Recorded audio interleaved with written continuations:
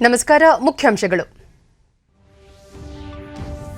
ನೂತನ ಶಿಕ್ಷಣ ನೀತಿ ಹೊಸ ಆವಿಷ್ಕಾರ, ಕೌಶಲ್ಯಾಭಿವೃದ್ಧಿಗೆ ಸಹಕಾರಿ, ರಾಷ್ಟ್ರ ನಿರ್ಮಾಣದಲ್ಲಿ ಶಿಕ್ಷಕರ ಪಾತ್ರ ಮಹತ್ವದ್ದು, ರಾಷ್ಟ್ರಪತಿ ರಾಮನಾಥ್ ಕೋವಿಂದ್. 75ನೇ ಸ್ವಾತಂತ್ರ್ಯೋತ್ಸವದ ಸ್ಮರಣಾರ್ಥ ನಾಳೆ ಸಾಬರಮತಿಯಲ್ಲಿ ಅಮೃತ ಮಹೋತ್ಸವಕ್ಕೆ ಪ್ರಧಾನಿ ನರೇಂದ್ರ ಮೋದಿ ಚಾಲನೆ. ನೆರೆ ರಾಜ್ಯಗಳಲ್ಲಿ ಕೋವಿಡ್-19 ಪ್ರಕರಣಗಳ ಏರಿಕೆ, ರಾಜ್ಯದಲ್ಲಿ ತಡರಾತ್ರಿಯ ಸಭೆ ಸಮಾರಂಭಗಳಿಗೆ ನಿಷೇಧ, ಸಚಿವ ಡಾಕ್ಟರ್ ಕೆ ಸುಧಾಕರ್. ಹಾಗೂ ದೇಶಾದ್ಯಂತ ಇಂದು ಮಹಾಶಿವರಾತ್ರಿ ಸಂಭ್ರಮ, ನಾಡಿನ ಐತಿಹಾಸಿಕ ಶಿವ ದೇವಾಲಯಗಳಲ್ಲಿ ವಿಶೇಷ ಪೂಜೆ, ರಾತ್ರಿ ಜಾಗರಣೆ. ವಾರ್ತೆಗಳ ವಿವರ. ರಾಷ್ಟ್ರಪತಿ ರಾಮನಾಥ್ ಕೋವಿಂದ್ ಇಂದು ಚೆನ್ನೈನ ಅಣ್ಣಾ ವಿಶ್ವವಿದ್ಯಾಲಯದ 41ನೇ ಘಟಿಕೋತ್ಸವದಲ್ಲಿ ಭಾಷಣ ಮಾಡಿದರು. ಶಿಕ್ಷಣವು ಬದಲಾವಣೆ ತರುವಲ್ಲಿ ಪ್ರಮುಖ ಪಾತ್ರ ವಹಿಸುತ್ತದೆ ಮತ್ತು ಯುವ ಸಮುದಾಯವು ಸಮಾಜದ ಪರಿವರ್ತನೆಯಲ್ಲಿ ಪ್ರಮುಖ ಪಾತ್ರ ವಹಿಸುತ್ತದೆ ಎಂದು ಅವರು ಅಭಿಪ್ರಾಯಪಟ್ಟರು. ದೇಶದಲ್ಲಿ ಆಧುನಿಕ ಶಿಕ್ಷಣವನ್ನು ನೀಡುವ ನಿಟ್ಟಿನಲ್ಲಿ ಹೊಸ ಶಿಕ್ಷಣ ನೀತಿ 2020 ಅನುಷ್ಠಾನಕ್ಕೆ ತರಲಾಗುತ್ತಿದೆ. ಸಂಶೋಧನೆ, ಕೌಶಲ್ಯಾಭಿವೃದ್ಧಿ ಸೇರಿದಂತೆ ದೇಶದ ಅಭಿವೃದ್ಧಿಗೆ ಪೂರಕವಾದ ಶಿಕ್ಷಣ ನೀಡುವ ಉದ್ದೇಶದಿಂದ ಈ ಹೊಸ ನೀತಿಯನ್ನು ರೂಪಿಸಲಾಗಿದೆ. ನೂತನ ರಾಷ್ಟ್ರೀಯ ಶಿಕ್ಷಣ ನೀತಿ ನವಭಾರತ ನಿರ್ಮಾಣಕ್ಕೆ ಸಹಕಾರಿಯಾಗಿದೆ. ಇದರಲ್ಲಿ ನೈತಿಕ ಮೌಲ್ಯಗಳು ಮತ್ತು ಭಾರತೀಯ ಸಂಸ್ಕೃತಿಯನ್ನು ಶ್ರೀಮಂತಗೊಳಿಸುವ ಅಂಶಗಳಿವೆ. ದೇಶವನ್ನು ಅಭಿವೃದ್ಧಿಯ ಉತ್ತುಂಗಕ್ಕೆ ಕೊಂಡೊಯ್ಯಲು ನಡೆಯುವ ಸಂಶೋಧನೆಗಳು, ಆವಿಷ್ಕಾರಗಳಿಗೆ ಈ ನೀತಿ ಉಪಯುಕ್ತವಾಗಿದೆ ಎಂದು ಅಭಿಪ್ರಾಯಪಟ್ಟರು. ಈ ನೀತಿ ಆಧುನಿಕ ಶಿಕ್ಷಣ ಯುಗದ ಆರಂಭಕ್ಕೆ ಮುನ್ನುಡಿ ಬರೆದಿದ್ದು, ಇದರ ಮೂಲಕ ಸಂಶೋಧಕರು, ಆವಿಷ್ಕಾರಿಗಳು, ವಿದ್ಯಾರ್ಥಿಗಳು, ಶಿಕ್ಷಕರು ದೇಶದ ಉನ್ನತಿಗೆ ಪೂರಕವಾದ ಶಿಕ್ಷಣದತ್ತ ಗಮನ ಹರಿಸಬೇಕು ಎಂದು ಕರೆ ನೀಡಿದರು. ಜ್ಞಾನ ಸಂಪತ್ತುಗಳಲ್ಲೇ ಅತ್ಯಂತ ಶ್ರೇಷ್ಠವಾದ ಸಂಪತ್ತು. ಒಬ್ಬರ ಜ್ಞಾನವನ್ನು ಮತ್ತೊಬ್ಬರು ಕದಿಯಲಾಗದು. ಹಂಚಿದಷ್ಟು ಇದು ಹೆಚ್ಚುವ ಸಂಪತ್ತಾಗಿದೆ ಎಂದರು. ವಿದ್ಯಾವಂತ ಯುವ ಸಮುದಾಯ ಸಮಾಜದಲ್ಲಿ ಕ್ರಾಂತಿಕಾರಿ ಬದಲಾವಣೆ ತರುವ ಸಾಮರ್ಥ್ಯ ಹೊಂದಿದೆ. ಈ ದಿಸೆಯಲ್ಲಿ ವಿದ್ಯಾವಂತ ಯುವ ಸಮುದಾಯ ದೇಶವನ್ನು ಪ್ರಗತಿಯೆಡೆಗೆ ಕೊಂಡೊಯ್ಯುವ ಕಾಯಕದಲ್ಲಿ ತೊಡಗಿಕೊಳ್ಳಬೇಕೆಂದು ಅವರು ಕರೆ ನೀಡಿದರು.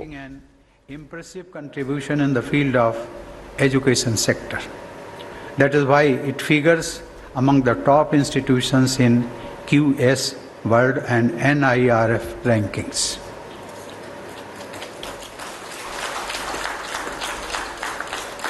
Ladies and gentlemen, even the number of the students has drastically increased over the years. What is more encouraging is that this university has been witnessing gender empowerment through education, and it shows in the number of women students at this university. I am told that more than 1 lakh candidates and undergraduate, postgraduate and PhD levels are receiving degrees today, of which about 45% are women. It was a bigger pleasure for me to know that out of total students being conferred with gold medals and first-class degrees today, more than 60% are women. I am told that out of 66 students being conferred gold medals, 42 are our daughters, and further, out of the 13 students I just gave gold medals to, I noticed 9 are girls. This shows the lead being taken by our daughters in our society. This excellence displayed by women is a reflection of the future of India as a developed nation. I congratulate each one of these daughters for this accomplishment, which is just a stepping stone on the path of future progress, both academic and personal. ದೇಶದ 75ನೇ ಸ್ವಾತಂತ್ರ್ಯೋತ್ಸವದ ಸ್ಮರಣಾರ್ಥ ನಡೆಯುವ ಅಮೃತ ಮಹೋತ್ಸವದಲ್ಲಿ ಎಲ್ಲಾ ಸಂಸದರು, ಜನಪ್ರತಿನಿಧಿಗಳು ಭಾಗವಹಿಸಬೇಕು ಎಂದು ಪ್ರಧಾನಿ ನರೇಂದ್ರ ಮೋದಿ ಮನವಿ ಮಾಡಿದ್ದಾರೆ. ಬಿಜೆಪಿ ಸಂಸದೀಯ ಪಕ್ಷದ ಸಭೆಯನ್ನು ಉದ್ದೇಶಿಸಿ ಅವರು 75ನೇ ಸ್ವಾತಂತ್ರ್ಯೋತ್ಸವದ ನೆನಪಿನಾರ್ಥ ದೇಶದ 75 ಸ್ಥಳಗಳಲ್ಲಿ 75 ವಾರಗಳವರೆಗೆ ಭವ್ಯ ಉತ್ಸವ ನಡೆಸಲಾಗುವುದು ಎಂದು ತಿಳಿಸಿರುವುದಾಗಿ ಸಂಸದೀಯ ವ್ಯವಹಾರಗಳ ಸಚಿವ ಪ್ರಹ್ಲಾದ್ ಜೋಶಿ ತಿಳಿಸಿದ್ದಾರೆ. ಅಮೃತ ಮಹೋತ್ಸವಕ್ಕೆ ನಾಳೆ ಗುಜರಾತ್ನ ಸಾಬರಮತಿ ಆಶ್ರಮದಲ್ಲಿ ಪ್ರಧಾನಿ ನರೇಂದ್ರ ಮೋದಿ ಚಾಲನೆ ನೀಡಲಿದ್ದಾರೆ. ರಾಜ್ಯದ ಮಂಡ್ಯ ಜಿಲ್ಲೆಯ ಶಿವಪುರ ಹಾಗೂ ಚಿಕ್ಕಬಳ್ಳಾಪುರ ಜಿಲ್ಲೆಯ ವಿಧುರಾಶ್ವತ್ಥದಲ್ಲೂ ನಾಳೆ ಅಮೃತ ಮಹೋತ್ಸವ ಕಾರ್ಯಕ್ರಮ ನಡೆಯಲಿದೆ. सभी एमपीज और जनप्रतिनिधियों को इसके भाग लेने के लिए और भागीदार बनने के लिए उन्होंने कॉल किया है. संसदीय दल की बैठक को ಕೋವಿಡ್-19 ಹಿನ್ನೆಲೆಯಲ್ಲಿ ರಾಜ್ಯ ಸರ್ಕಾರ ತಡರಾತ್ರಿಯವರೆಗೆ ಸಭೆ ಸಮಾರಂಭ ನಡೆಸುವುದನ್ನು ನಿಷೇಧಿಸಿದೆ. ನೆರೆಯ ರಾಜ್ಯಗಳಲ್ಲಿ ಕೋವಿಡ್ ಸೋಂಕಿನ ಪ್ರಮಾಣ ಏರಿಕೆಯಾಗುತ್ತಿರುವುದರಿಂದ ಮುಂಜಾಗ್ರತಾ ಕ್ರಮವಾಗಿ ರಾಜ್ಯ ಸರ್ಕಾರ ಈ ನಿರ್ಧಾರ ತೆಗೆದುಕೊಂಡಿರುವುದಾಗಿ ಆರೋಗ್ಯ ಮತ್ತು ವೈದ್ಯಕೀಯ ಶಿಕ್ಷಣ ಸಚಿವ ಡಾ ಕೆ ಸುಧಾಕರ್ ತಿಳಿಸಿದ್ದಾರೆ. ಮದುವೆ ಮತ್ತು ಇತರೆ ಸಮಾರಂಭಗಳಲ್ಲಿ ಹೆಚ್ಚಿನ ಜನಸಂಖ್ಯೆ ಸೇರುವುದನ್ನು ನಿಷೇಧಿಸಲಾಗಿದೆ. ರಾಜ್ಯದಲ್ಲಿ ನಿನ್ನೆ 760 ಹೊಸ ಕೋವಿಡ್ ಪ್ರಕರಣಗಳು ಪತ್ತೆಯಾಗಿವೆ. ಇದೇ ವೇಳೆ ಟ್ವೀಟ್ ಸಂದೇಶದಲ್ಲಿ ಡಾ ಕೆ ಸುಧಾಕರ್ 45 ವರ್ಷ ಮೇಲ್ಪಟ್ಟ ಸಹ ಅಸ್ವಸ್ಥತೆ ಹೊಂದಿರುವವರು ಕೂಡ ಲಸಿಕೆ ಪಡೆಯಲು ಅವಕಾಶ ಕಲ್ಪಿಸಲಾಗಿದ್ದು, ತಮ್ಮ ನೆರೆಹೊರೆಯವರಿಗೆ ಲಸಿಕೆ ಪಡೆಯಲು ಇತರರಿಗೆ ಸಹಕರಿಸಬೇಕು. ಕೆಲ ಖಾಸಗಿ ಶಿಕ್ಷಣ ಸಂಸ್ಥೆಗಳು 1ರಿಂದ 6ನೇ ತರಗತಿಗಳನ್ನು ಆರಂಭಿಸಿರುವ ಕುರಿತು ದೂರುಗಳು ಬಂದಿದ್ದು, ಅಂತಹ ಶಿಕ್ಷಣ ಸಂಸ್ಥೆಗಳ ವಿರುದ್ಧ ಅಗತ್ಯ ಕ್ರಮ ಕೈಗೊಳ್ಳುವುದಾಗಿ ತಿಳಿಸಿದ್ದಾರೆ. ಪ್ರಧಾನಮಂತ್ರಿ ನರೇಂದ್ರ ಮೋದಿ ಅವರು ಇಂದು ವಿಡಿಯೋ ಕಾನ್ಫರೆನ್ಸ್ ಮೂಲಕ ಸ್ವಾಮಿ ಚಿದ್ಭಾವನಂದ ಅವರು ರಚಿಸಿರುವ ಭಗವದ್ಗೀತೆಯ ಈ ಪುಸ್ತಕವನ್ನು ಅನಾವರಣಗೊಳಿಸಿದರು. ನಂತರ ಪ್ರಧಾನಿ, ಇತ್ತೀಚಿನ ದಿನಗಳಲ್ಲಿ ಈ ಪುಸ್ತಕಗಳು ಯುವ ಸಮುದಾಯದಲ್ಲಿ ಅತ್ಯಂತ ಜನಪ್ರಿಯವಾಗುತ್ತಿವೆ. ಈ ಪುಸ್ತಕದಲ್ಲಿ ಪರಂಪರೆ ಮತ್ತು ತಂತ್ರಜ್ಞಾನದ ಸಮ್ಮಿಳಿತವಾಗಿದೆ. ಇದನ್ನು ಕಾರ್ಯಗತಗೊಳಿಸಿದ ಎಲ್ಲರೂ ಅಭಿನಂದನಾರ್ಹರಾಗಿದ್ದಾರೆ ಎಂದು ಹೇಳಿದರು. ಇದು ಹೆಚ್ಚು ಯುವ ಸಮುದಾಯವನ್ನು ತಲುಪಲಿದ್ದು, ಇದರಲ್ಲಿರುವ ಭಗವದ್ಗೀತೆಯ ಚಿಂತನೆಗಳು ಯುವ ಸಮುದಾಯವನ್ನು ಬೆಸೆಯಲಿದೆ ಎಂದು ಅಭಿಪ್ರಾಯಪಟ್ಟರು. ಕಳೆದ 1 ವರ್ಷದಲ್ಲಿ ಇಡೀ ಮಾನವ ಸಮುದಾಯ ಕೋವಿಡ್-19ನಂತಹ ಮಹಾಮಾರಿಯ ವಿರುದ್ಧ ಹೋರಾಟ ನಡೆಸುತ್ತಿದೆ. ಇದನ್ನು ಸಮರ್ಥವಾಗಿ ಎದುರಿಸಲು ನಮಗೆ ಮಾರ್ಗದರ್ಶನವಾಗಿ ನೆರವಿಗೆ ಬಂದಿದ್ದು ಭಗವದ್ಗೀತೆಯಲ್ಲಿನ ತತ್ವಾದರ್ಶಗಳು. ಈ ಸಂದಿಗ್ಧ ಪರಿಸ್ಥಿತಿಯಲ್ಲಿ ಅಸಂಖ್ಯಾತ ಜನರು ಸ್ವಾವಲಂಬಿಯಾಗುವಂತೆ ಮಾಡುವಲ್ಲಿ ಆತ್ಮಸ್ಥೈರ್ಯ ತುಂಬಿದ್ದು ಗೀತೆ. ಸಾಂಕ್ರಾಮಿಕದ ವಿರುದ್ಧದ ಹೋರಾಟದ ಪ್ರತಿಯೊಂದು ಹೆಜ್ಜೆಯಲ್ಲೂ ನಾವು ಯಾವುದಾದರೊಂದು ರೂಪದಲ್ಲಿ ಗೀತೆಯ ತತ್ವಾದರ್ಶಗಳ ಪ್ರತಿಫಲನವಾಗಿರುವುದನ್ನು ಕಾಣುತ್ತಿದ್ದೇವೆ ಎಂದು ಬಣ್ಣಿಸಿದರು. ಆತ್ಮನಿರ್ಭರ ಭಾರತ ಮಾನವೀಯತೆಗೆ ದೊಡ್ಡ ಕೊಡುಗೆಯಾಗಿದ್ದು, ಭಾರತ ವಿಶ್ವಕ್ಕೆ ಕೋವಿಡ್ ಲಸಿಕೆಯ ನೆರವು ನೀಡುತ್ತಿದೆ ಎಂದರು. ಗೀತೆಯ ಈ ಪುಸ್ತಕವು ಪುರಾತನವಾದ ಭಗವದ್ಗೀತೆ ಮತ್ತು ವೈಭವಯುತವಾದ ತಮಿಳು ಸಂಸ್ಕೃತಿಯನ್ನು ಬಿಂಬಿಸುತ್ತದೆ. ತಮಿಳು ಪರಂಪರೆಯು ಹಲವಾರು ಕ್ಷೇತ್ರಗಳಲ್ಲಿ ಉತ್ತುಂಗದ ಶಿಖರ ಏರುವಂತೆ ಮಾಡಿದೆ ಎಂದು ಹೇಳಿದರು. ಸ್ವಾಮಿ ಚಿದ್ಭಾವನಂದ ಸ್ವಾಮಿ ವಿವೇಕಾನಂದರಿಂದ ಪ್ರೇರಿತರಾಗಿ ಸಮಾಜಮುಖಿ ಕಾರ್ಯಗಳಲ್ಲಿ ತಮ್ಮನ್ನು ತಾವು ತೊಡಗಿಸಿಕೊಂಡು ಇತರರಿಗೂ ಮಾರ್ಗದರ್ಶಕರಾಗಿದ್ದರು. ಅವರ ಮಹತ್ ಕಾರ್ಯಗಳನ್ನು ತಮಿಳುನಾಡಿನ ತಪೋವನಂ ಮುಂದುವರೆಸಿಕೊಂಡು ಬರುತ್ತಿರುವುದು ಅಭಿನಂದನೀಯ ಎಂದರು. ಆಚಾರ್ಯ ವಿನೋಬಾ ಭಾವೆ, ಮಹಾತ್ಮ ಗಾಂಧೀಜಿ, ಲೋಕಮಾನ್ಯ ತಿಲಕ್, ಮಹಾಕವಿ ಸುಬ್ರಹ್ಮಣ್ಯ ಭಾರತಿ ಅವರಂತಹ ಮಹಾನ್ ದಾರ್ಶನಿಕರು ಗೀತೆಯಿಂದ ಪ್ರೇರೇಪಿತರಾಗಿದ್ದವರು. ಭಗವದ್ಗೀತೆ ನಮ್ಮನ್ನು ಪ್ರಶ್ನೆ ಕೇಳುವಂತೆ ಮಾಡುತ್ತದೆ, ಚರ್ಚೆಗೆ ವೇದಿಕೆಯನ್ನು ಕಲ್ಪಿಸುತ್ತದೆ. ಅಷ್ಟೇ ಅಲ್ಲದೆ ನಮ್ಮ ಮನಸ್ಸನ್ನು ಮುಕ್ತವಾಗಿರುವಂತೆ ಮಾಡುತ್ತದೆ ಎಂದು ತಿಳಿಸಿದರು. Mind, body, heart and soul. His was a life devoted to India's regeneration. He planned to study abroad, but destiny. ಗೀತೆಯು ಅಗಾಧವಾದ ಜ್ಞಾನವನ್ನು ನೀಡುತ್ತದೆ, ಶಾಂತಿಯನ್ನು ಸಾರುತ್ತದೆ. ಇದರಿಂದ ಪ್ರೇರೇಪಿತರಾದವರೆಲ್ಲರೂ ಪ್ರೀತಿ ಪಾತ್ರರಾಗುತ್ತಾರೆ ಮತ್ತು ಪ್ರಜಾಸತ್ತಾತ್ಮಕ ವ್ಯಕ್ತಿತ್ವವನ್ನು ಹೊಂದಿ ಇತರರಿಗೆ ಮಾರ್ಗದರ್ಶಕರಾಗುತ್ತಾರೆ ಎಂದು ಪ್ರಧಾನಿ ಹೇಳಿದರು. The article talk about how the Gita was most relevant in these COVID times. The Bhagavad Gita was described as an accurate guide for living a fulfilling life. The article compares Arjun to the healthcare workers and the hospitals as the battlegrounds for the war against the virus. It appreciated the healthcare workers for doing the duty, overcoming any fear and challenge. Friends, the core message of the Bhagavad Gita is action. Bhagavan Sri Krishna says, Niyatam kuru karmatvam कर्म जायो हकर्मणः शरीर यात्रा पिछते न प्रसिद्धे the कर्मणः. He is asking us to indulge in action because it is far better than inaction.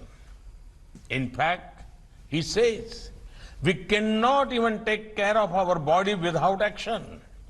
Today, the 1.3 billion people of India have decided their course of action.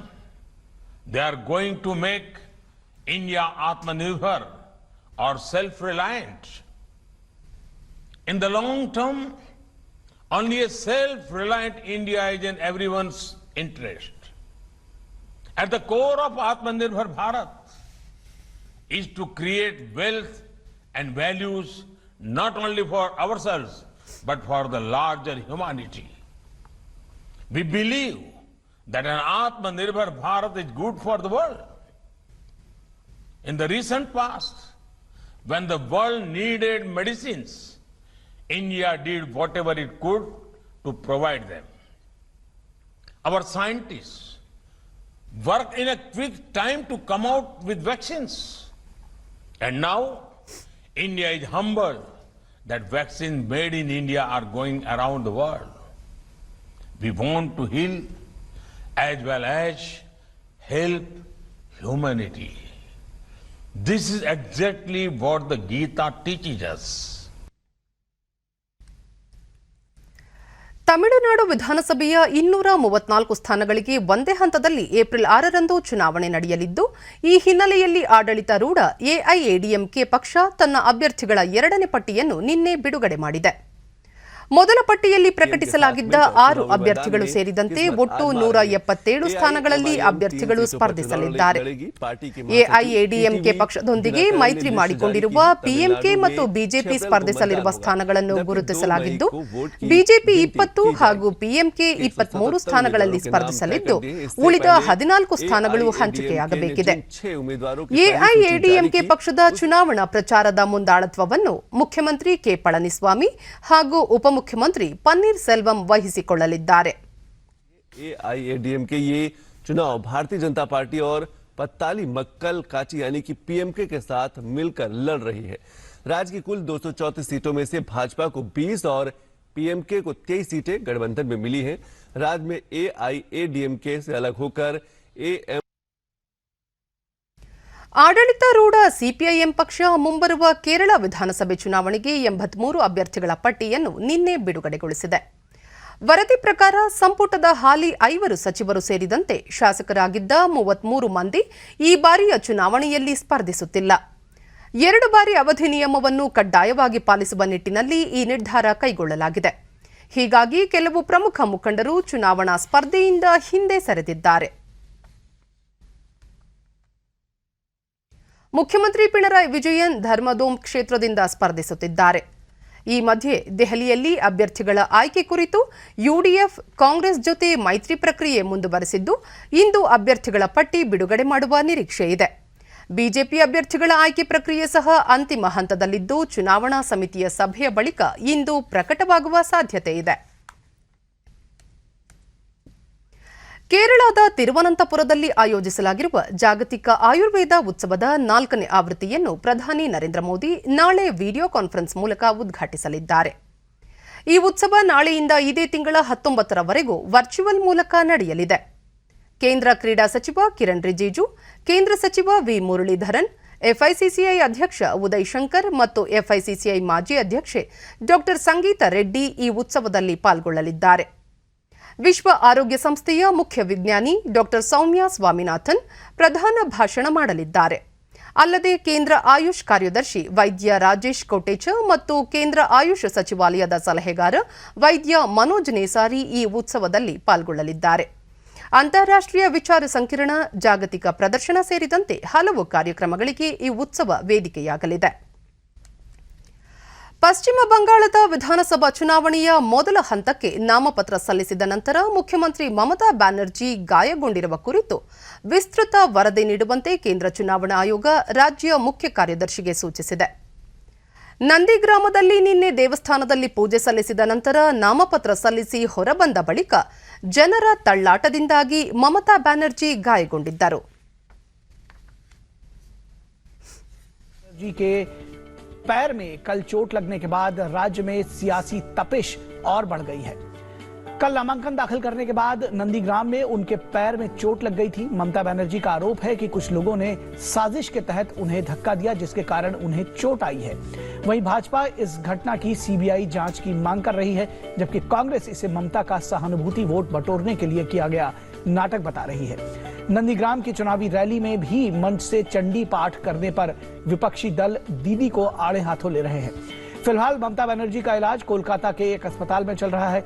देर रात जारी medical bulletin में डॉक्टरों ने उनके बाएं पैर के टखने में गंभीर चोट और सीने में दर्द की बात कही थी.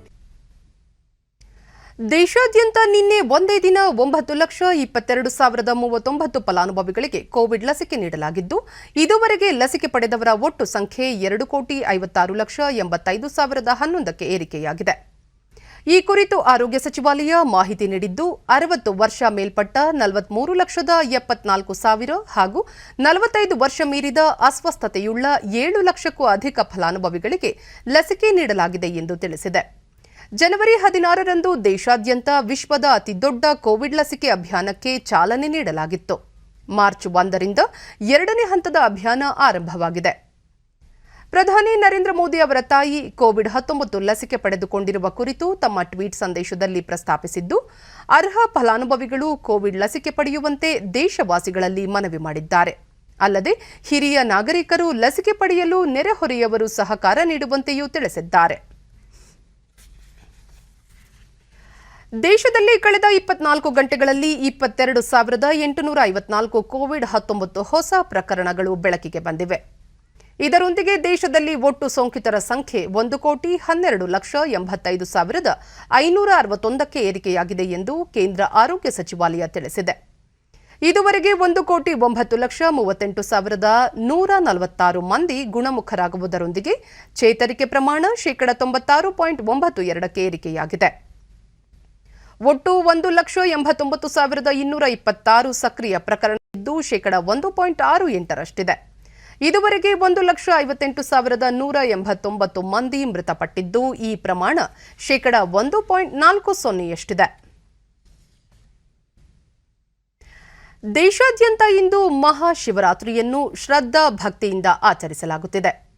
ರಾಜಧಾನಿ ದೆಹಲಿಯ ಗೌರಿ ಶಂಕರ ದೇವಾಲಯದಲ್ಲಿ ಬೆಳಗಿನ ಜಾವ 4 ಗಂಟೆಯಿಂದಲೇ ಭಕ್ತ ಸಮೂಹ ಶಿವನ ದರ್ಶನಕ್ಕಾಗಿ ಆಗಮಿಸುತ್ತಿದ್ದು, ಬಿಗಿ ಭದ್ರತೆ ಕೈಗೊಳ್ಳಲಾಗಿದೆ. ದೇವಾಲಯದಲ್ಲಿ ಭಕ್ತರು ಹಾಲು, ಮೊಸರು, ಫಲಪುಷ್ಪಗಳೊಂದಿಗೆ ಶಿವನ ಪೂಜೆಯಲ್ಲಿ ತಲ್ಲೀನರಾಗಿದ್ದಾರೆ. भगवान शिव शंकर की पूजा अर्चना के लिए मंदिरों में पहुंच रहे हैं. देश भर के मंदिरों में आज भगवान भोलेनाथ पर फूलों और बेलपत्र से आराधना की जा रही है.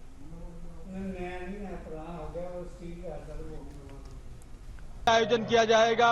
अगर सुरक्षा की बात की जाए निखिल, तो क्योंकि इतनी संख्या में जो श्रद्धालु मंदिरों में पहुंच रहे हैं, वहां पर सुरक्षा के व्यापक इंतजाम किए गए हैं. यहाँ चांदनी चौक में भी गौरी शंकर मंदिर के बाहर और अंदर भीतर जितने भी हैं सुरक्षा के व्यापक इंतजाम किए गए हैं. ಪ್ರಮುಖ ದೇಗುಲದಲ್ಲಿ ಒಂದಾದ ಹರಿದ್ವಾರದಲ್ಲಿ ಶಿವರಾತ್ರಿ ಅಂಗವಾಗಿ ಕುಂಭಮೇಳದ ಮೊದಲನೇ ಪುಣ್ಯ ಸ್ನಾನ ಇಂದು ಜರುಗುತ್ತಿದ್ದು, ಕೊರೋನಾ ಮುನ್ನೆಚ್ಚರಿಕೆಯೊಂದಿಗೆ ಅಗತ್ಯ ಕ್ರಮಗಳನ್ನು ಕೈಗೊಳ್ಳಲಾಗಿದೆ. ಅಪಾರ ಸಂಖ್ಯೆಯ ನಾಗಸಾಧುಗಳು ಪುಣ್ಯ ಸ್ನಾನದಲ್ಲಿ ಪಾಲ್ಗೊಂಡಿದ್ದಾರೆ. महाशिवरात्रि के मौके पर पहले शाही स्नान में श्रद्धालुओं पर हेलीकॉप्टर से पुष्प वर्षा की जाएगी. हरिद्वार की हर की पौड़ी का घाट महाशिवरात्रि के अवसर पर विशेष एक जनसमूह उमड़ा है. हरिद्वार में हरिद्वार का ये जो पर्व है इस वक्त ಜಮ್ಮು ಕಾಶ್ಮೀರದಲ್ಲಿ ಪಂಡಿತರು ವಿಶೇಷವಾಗಿ ಆಚರಿಸುವ ಶಿವರಾತ್ರಿ ಅಂಗವಾಗಿ ಮೆರವಣಿಗೆ ಆಯೋಜಿಸಲಾಗಿದೆ. कुंभ में है गया है. ये भीड़ आप देख सकते हैं किस तरह से ये देर रात के बाद से अलग सुबह से ही लोग यहाँ जुटने शुरू हो गए हैं. पवित्र पुण्य सलिला पवित्र पावनी गंगा में स्नान कर पंडितों का हैरात पर्व कल से शुरू हो गया. अगले 2 दिनों तक भगवान शिव की पूजा चलेगी। जम्मू के रियासी जिले की पौनी तहसील में 3 दिवसीय महाशिवरात्रि मेले का उद्घाटन हुआ। शिवरात्रि का पर्व कश्मीरी पंडितों में बड़ा खास होता है। भगवान शिव की लीलाओं को दर्शाती झांकियां जिन क्षेत्रों से भी निकली, लोगों ने उनका भव्य स्वागत किया।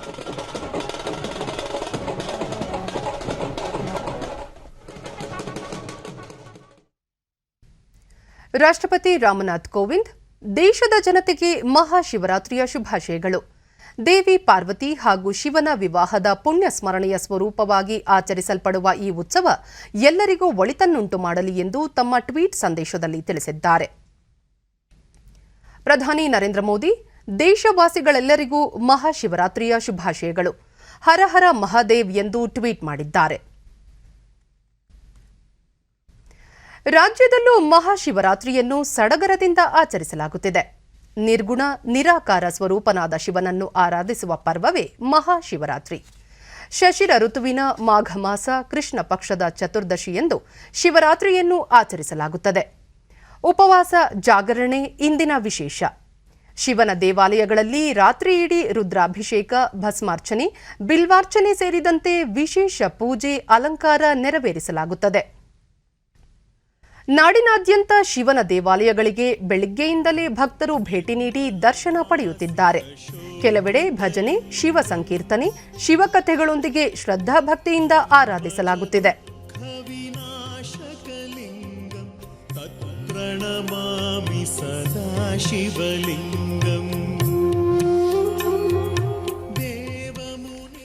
ಬೆಂಗಳೂರಿನ ವಿವಿಧ ಶಿವನ ದೇವಾಲಯಗಳಲ್ಲಿ ಬೆಳಗ್ಗೆಯಿಂದಲೇ ಪೂಜಾ ಕೈಂಕರ್ಯಗಳು ನೆರವೇರಿದವು.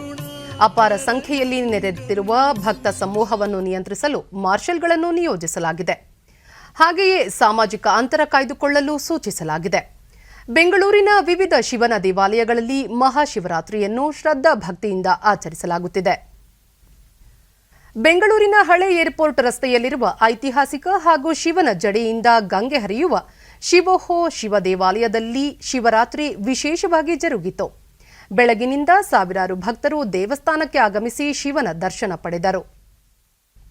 ಪ್ರತಿಯೊಬ್ಬ ಭಕ್ತ ಶಿವನಿಗೆ ವಿಶೇಷ ಹಾಲಿನ ಅಭಿಷೇಕ ಮಾಡಿ ದೀಪ ಬೆಳಗಿಸಿ ದೇವರ ಕೃಪೆಗೆ ಪಾತ್ರರಾದರು. ಭಕ್ತರಿಗಾಗಿ ವಿಶೇಷ ಭಕ್ತಿಗೀತೆಗಳ ಗಾಯನ ಸಹ ಏರ್ಪಡಿಸಲಾಗಿತ್ತು.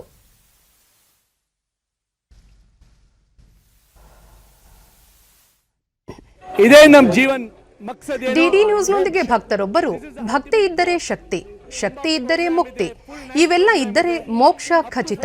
ಹಾಗಾಗಿ ಇಲ್ಲಿ ರಾತ್ರಿ ಜಾಗರಣೆಗಾಗಿ ವಿಶೇಷ ಕಾರ್ಯಕ್ರಮಗಳನ್ನು ಏರ್ಪಡಿಸಲಾಗಿದೆ ಎಂದರು. ಅಭಿಷೇಕ್ ಇದೆ, ಅಮರನಾಥ್ ಲಿಂಗ್ ಇದೆ, 12 ಜ್ಯೋತಿರ್ಲಿಂಗ್ ಇದೆ, ತುಂಬಾ ಪ್ರೋಗ್ರಾಮ್ ಇದೆ. ಎಲ್ಲ ಜನರು, ಎಲ್ಲ ಭಕ್ತಗಳು ನಿದ್ರೆ ಮಾಡಲ್ಲ. ಲಕ್ಷ ಜನ all will be awake tonight singing the name, the ಭಕ್ತಿ ಆಫ್ ಲಾರ್ಡ್ ಶಿವ.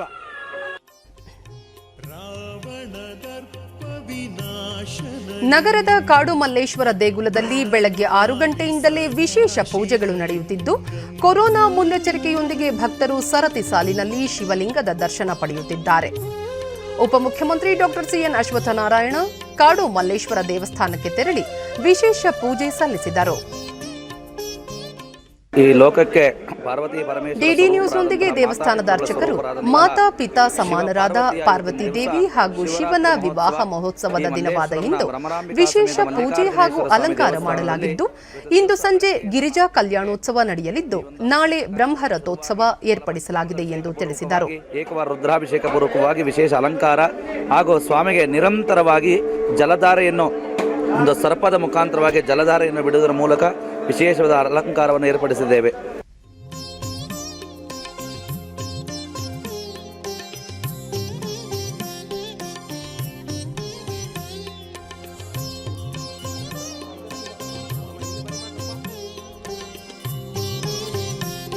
ಆರ್ಟಿ ನಗರದ ಶಿವಮಂದಿರದಲ್ಲಿಯೂ ಮಹಾದೇವನನ್ನು ಆರಾಧಿಸಲಾಗುತ್ತಿದೆ.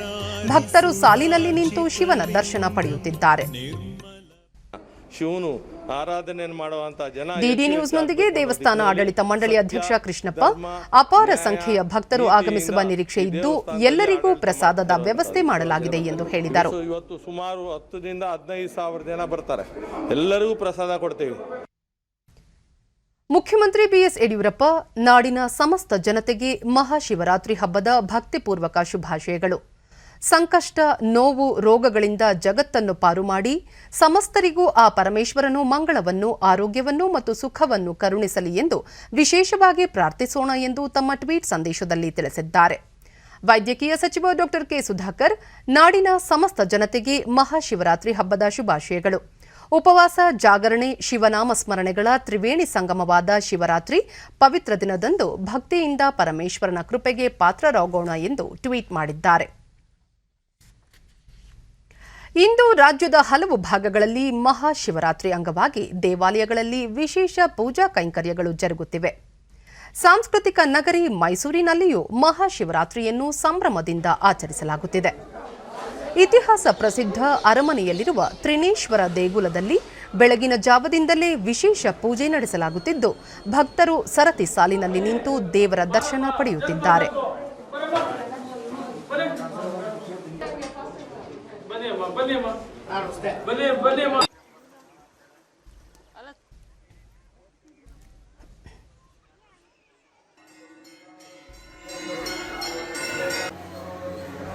ಬಳ್ಳಾರಿಯ ವಿಶ್ವವಿಖ್ಯಾತ ಹಂಪಿ ವಿರೂಪಾಕ್ಷೇಶ್ವರ ದೇವಸ್ಥಾನದಲ್ಲೂ ವಿಶೇಷ ಪೂಜೆ ಏರ್ಪಡಿಸಲಾಗಿದ್ದು, ವಿಜಯನಗರ ಅರಸರ ಕಾಲದ ಚಿನ್ನದ ಕಿರೀಟದಿಂದ ವಿರೂಪಾಕ್ಷೇಶ್ವರನ ಅಲಂಕಾರ ಮಾಡಲಾಗಿದ್ದು, ನೆರೆ ರಾಜ್ಯಗಳಾದ ಆಂಧ್ರ ಮತ್ತು ಕರ್ನಾಟಕದ ವಿವಿಧ ಜಿಲ್ಲೆಯ ಭಕ್ತಾದಿಗಳು ದೇವರ ದರ್ಶನ ಪಡೆಯುತ್ತಿದ್ದಾರೆ.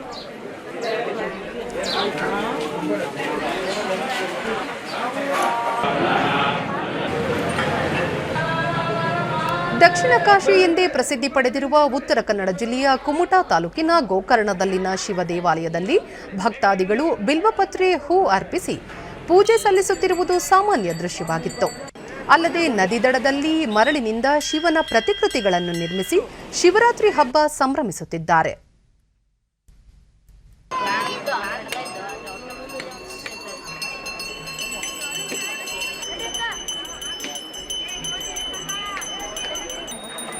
ಮತ್ತೊಂದೆಡೆ ಶಿರಸಿಯ ಹುಳಗೋಳ ವ್ಯಾಪ್ತಿ ಪ್ರದೇಶದ ಶಾಲ್ಮಲಾ ನದಿ ದಡದಲ್ಲಿರುವ ಸಹಸ್ರಾರು ಲಿಂಗಗಳನ್ನು ನೋಡಲು ಭಕ್ತರ ದಂಡು ಪ್ರತಿ ವರ್ಷದಂತೆ ಈ ವರ್ಷವೂ ಭೇಟಿ ನೀಡಿದ್ದು ಪೂಜಾ ಕಾರ್ಯಗಳಲ್ಲಿ ನಿರತರಾಗಿದ್ದಾರೆ. ನಮ್ಮ ಸಹಸ್ರಲಿಂಗ ಪ್ರವಾಸಿಗ ರಾಘವೇಂದ್ರ ಭಟ್, ಪ್ರತಿ ವರ್ಷ ನಾವು ಶಿವರಾತ್ರಿ ದಿನದಂದು ಪವಿತ್ರ ಸ್ಥಳಗಳಿಗೆ ಭೇಟಿ ನೀಡಿ ಪೂಜೆ ಸಲ್ಲಿಸುತ್ತೇವೆ.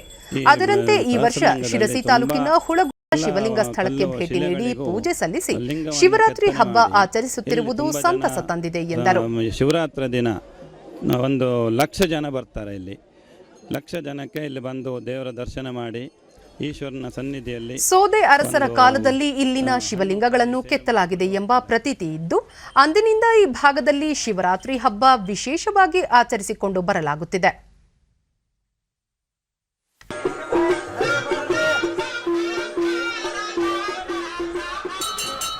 ವಿಜಯಪುರ ನಗರದ ಶಿವಗಿರಿಯಲ್ಲಿರುವ ಬೃಹತ್ ಶಿವಮೂರ್ತಿಗೆ ಭಕ್ತರು ಬೆಳಗ್ಗೆಯಿಂದಲೇ ವಿಶೇಷ ಪೂಜೆಗಳನ್ನು ಏರ್ಪಾಡು ಮಾಡಿದ್ದರು.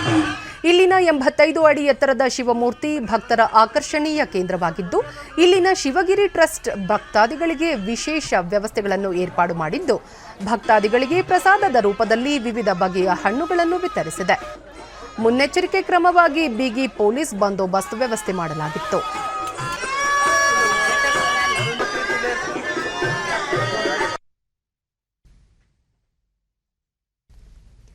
ಇಂದು ವಿಶ್ವ ಮೂತ್ರಪಿಂಡ ದಿನ. ಮೂತ್ರಪಿಂಡ ಸಂಬಂಧಿತ ರೋಗಗಳ ಬಗ್ಗೆ ಜನರಲ್ಲಿ ಜಾಗೃತಿ ಮೂಡಿಸಿ ಕಿಡ್ನಿ ಸುರಕ್ಷತೆ ಬಗ್ಗೆ ಹೆಚ್ಚಿನ ತಿಳುವಳಿಕೆ ಮೂಡಿಸುವ ಉದ್ದೇಶದಿಂದ ಪ್ರತಿ ವರ್ಷ ಮಾರ್ಚ್ ತಿಂಗಳ 2ನೇ ಗುರುವಾರದಂದು ವಿಶ್ವ ಮೂತ್ರಪಿಂಡ ದಿನವನ್ನು ಆಚರಿಸಲಾಗುತ್ತದೆ. ಆರೋಗ್ಯ ಮತ್ತು ಕುಟುಂಬ ಇಲಾಖೆ ಹಾಗೂ ವೈದ್ಯಕೀಯ ಶಿಕ್ಷಣ ಸಚಿವ ಡಾ ಕೆ ಸುಧಾಕರ್, ಆರೋಗ್ಯಕರ ಮೂತ್ರಪಿಂಡ ಇಡೀ ದೇಹದ ಆರೋಗ್ಯಕ್ಕೆ ಮಾನದಂಡ. ಕಿಡ್ನಿ ನಮ್ಮ ದೇಹದ ಅತ್ಯಂತ ಪ್ರಮುಖ ಅಂಗಗಳಲ್ಲಿ ಒಂದಾಗಿದ್ದು, ಕಿಡ್ನಿ ಸಮಸ್ಯೆಗಳ ವಿರುದ್ಧ ಹೋರಾಡುತ್ತಿರುವವರು ಕೊರೋನಾ ಲಸಿಕೆಯನ್ನು ತಪ್ಪದೇ ಪಡೆಯುವ ಮೂಲಕ ಸೋಂಕಿನ ಅಪಾಯದಿಂದ ರಕ್ಷಿಸಿಕೊಳ್ಳಬೇಕು ಎಂದು ತಮ್ಮ ಟ್ವೀಟ್ ಸಂದೇಶದಲ್ಲಿ ತಿಳಿಸಿದ್ದಾರೆ.